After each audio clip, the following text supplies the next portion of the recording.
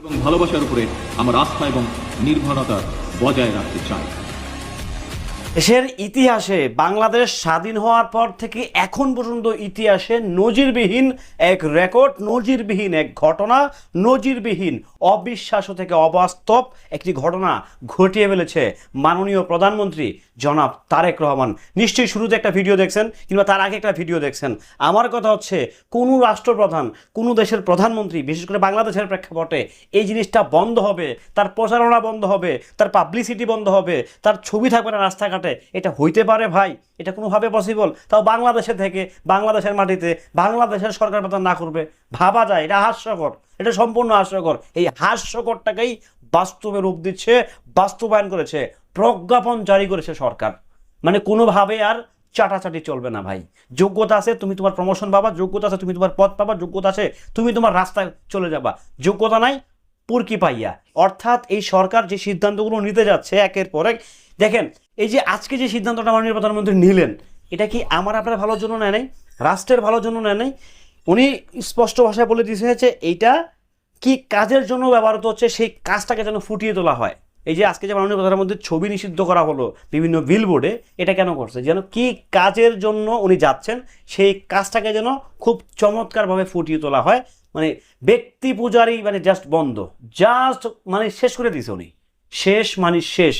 জনগণের টাকা খরচ করে বিভিন্ন নেতাদের ছবি থাকবে, তো হতে পারে না আসলে। আমি জাস্ট ভাই, আমার এত ভালো লাগছে বিষয়টা, আমি আপনাদেরকে বুঝাতে পারতাম না। মানে কেমনে বুঝাবো আসলে, আমি বুঝতে পারতাছি না। মানে এত চমৎকার, এত দুর্দান্ত সিদ্ধান্ত ভাই। উনি ওনার পাবলিসিটি বন্ধ করে দিয়েছে।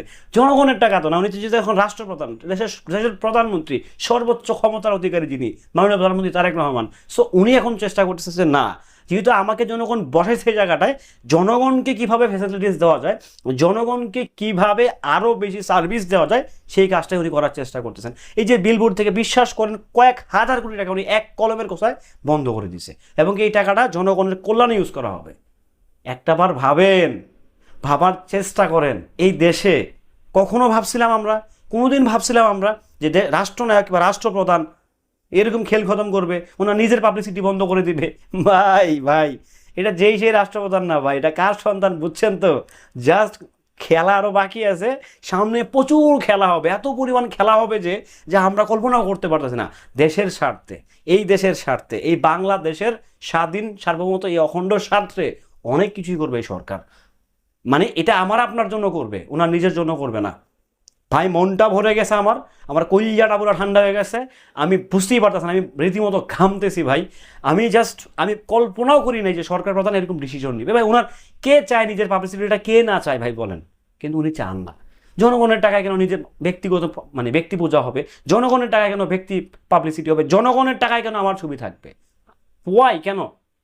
কি সিদ্ধান্ত দেখছেন, কি চমৎকার ডিসিশন নিলেন উনি। ও মাই গড, রিয়েলি রিয়েলি এটা জনবান্ধব সরকার ভাই।